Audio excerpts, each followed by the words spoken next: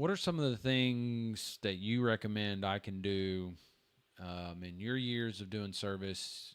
We were talking off here before we came on. There were some stories that you had that you got called out to some places that people could have done that on their own. Explain some of these things that you as an electrician would feel comfortable with an average guy who doesn't know much doing around the house with electricity. I will tell you the most common thing first. And this happens when your outside outlets quit working, or your bathroom outlets quit working, or kitchen outlets quit working. All right. Okay. Most of the time, this is a GFI outlet that has been triggered. Okay. What does GFI mean? So GFI is a ground fault circuit interrupter. And what this does is it's more sensitive than a breaker. What does that look like? Let's show the people what that looks like. Let's see here. So you added a letter into that. So is it technically GFCI, Yes. or is that just a new term? Or It's always did it used to be just a GFI? Yeah. Okay. Well, people have just always called it a GFI. Did I not save that search? Oh, here it is. Yeah. So let's see here.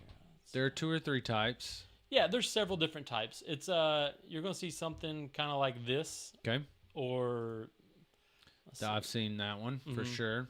Yeah, you can see this is going to be the general idea of what a GFI is going to look like. And you're going to have a red button and a black button. Okay. Or just 2 whites. There are some, but they will say 2 something. whites, yeah. They'll say something on them. What do they say? Test and reset. Okay. And what's going to happen is a lot of them now are self-testing, so you don't have to test them. But you really want to test these about once a month to make sure that they're still operational. Okay. And what these are typically going to be used in wet locations. Okay. All right. And they can detect the smallest amount of voltage leakage, if I guess that's the best way to put it. Okay. All right. Without getting into the weeds. Without getting into the I weeds, got you. if this thing detects that it's losing power somewhere, it's going to trip. And a lot of times people won't think about these outlets because houses, especially built in the early 2000s and like early or late 90s and things like that, they would use one outlet to protect a bunch of outlets. So you can wire these with one outlet and protect 8 outlets downstream. Okay. And what people will find is that they're usually hidden behind the refrigerator in their garage, or they're hidden in a like a laundry room in the garage or something like that. And typically they'll wire all the outside outlets into the garage. And you can find that and reset it. You see this a lot around Christmas when people are putting out their Christmas lights and things like that. Yeah, that makes sense. And it's a real simple fix. I've been called hundreds of times to outlets not working, and it's just a trip to GFI. And so why do I have a GFCI outlet when I have a circuit breaker? so a circuit breaker is not going to trip if your extension cord is in a puddle of water. Okay. It just won't. And that's why we have GFI outlets. Because if you think about the breaker, the GFI is like the scalpel of the breaker. Like it's finding the smallest amounts of issues and tripping at that point. So how many GFCIs do I need to have in my home? Do I need to have one per circuit breaker? One per Anywhere unit? you have a wet location. The rule is only water. Yeah. Okay, so these really are only good for around water? That's where they're the most useful. Huh. Usually you'll find them on kitchen counters, bathroom counters, outside outlets, and garages. So the rule is anything within 6 feet of water needs to be a GFI outlet. Okay. And why is that important? Why do I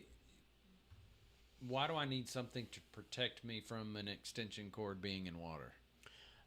It's to protect the person walking through the yard in their bare feet in the rain. It's going to protect anyone from getting electrocuted from moisture in the area. So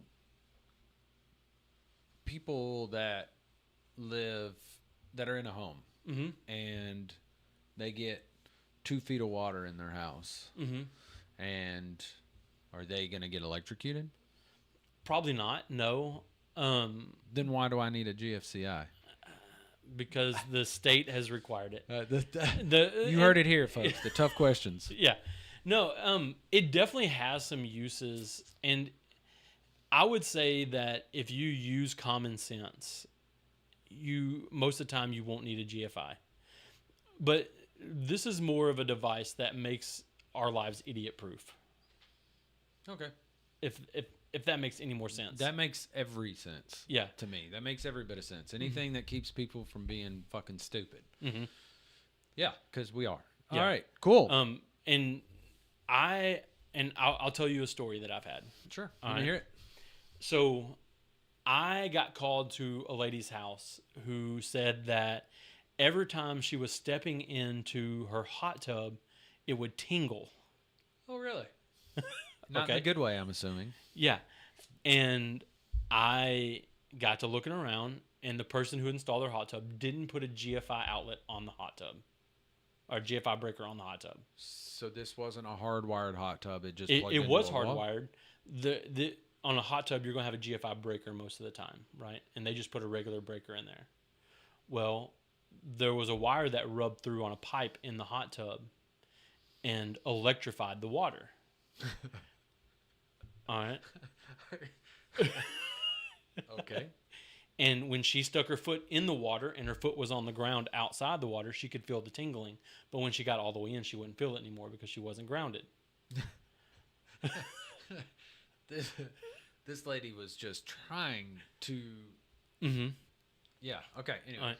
And this is why we have GFI outlets. It's things like this, because a lot of times you won't notice there's a problem when electricity is going into water because it won't trip a breaker.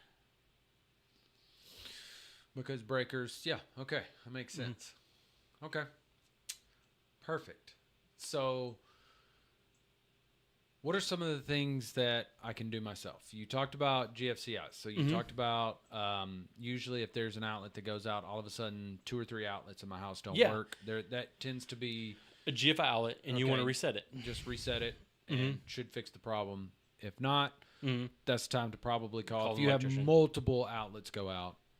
I would say even if you have multiple outlets go out, look for a GFI first. If it's outside outlets or bathroom outlets or anything kitchen by outlets, water. Yeah. Okay. It probably tripped. Yeah. Check the GFI outlets first, and then check the main breaker. Mm-hmm. Make sure that you don't have a circuit breaker there tripped. Yep. And if it's not your GFCI that needs to be reset, and it's not a tripped breaker, and I have 3 outlets go out, time to call an electrician. Yeah. And this, even if you have a bunch of outlets go out, and these steps right here will save you money most of the time. Okay. All right. Let's say you have something go out in your house. All right. Start with the simple stuff first. Check the breaker. Mm-hmm. Check for GFIs. Mm-hmm. Check the device that's plugged in. Make sure it's not broken. Okay. So try to plug it in somewhere else. Yeah, try to plug it in somewhere else. And if that doesn't fix your problem, then it's time to start looking for an electrician. Okay. So the easy stuff first. Makes sense, right? It's everything in life. Okay. What are some of the other things I could do by myself? Man, changing outlets. Okay. And I will say this, if you are not comfortable with this, don't do it. Okay. Kill the power always. But changing your own outlets and switches isn't that difficult. Or daunting, correct? Or daunting, yeah.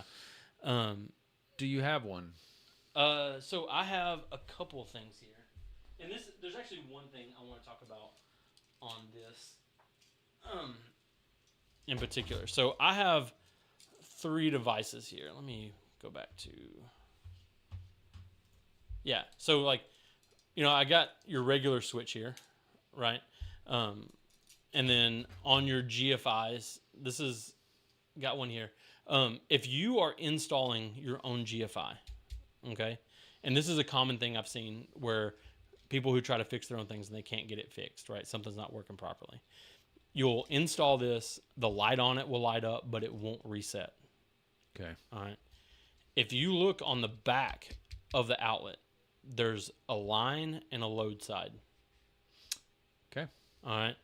If you have to wire it into the line side for it to work, the load side is power going out to other devices. Oh, perfect.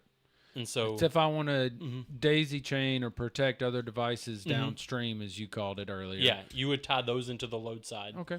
But I see a lot where people will just wire into the load side. Looks like it's going to work. It looks like it's going to work. You think it's going to work, and it's not. And people are really baffled by it. Sure. Look on the back of the device, and it will say line on one side of it. Let me see what we got here. Yeah, it's very small. Okay. Yeah, it's super easy to see. On the back of the, very obvious, it says line, points to exactly where that is.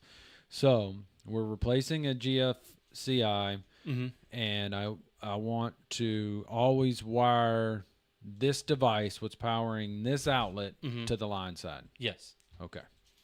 That will be the power going in. Yeah. All right, folks, and the two buttons on the middle here that you probably can't see very well are very well represented. You could have it either way. It is designed to be read, test, and reset, whether no matter which orientation, whether it's this way or this way, they can both be read. Super easy. And I'll tell you, sometimes to reset them, you might want to grab a pencil or something so you can push all the way in. Okay. Yeah, because your fingers can't always get all the way in. Yeah, if you got some real sausage fingers like myself, it's really hard to push it all the way in sometimes. So let's talk about when you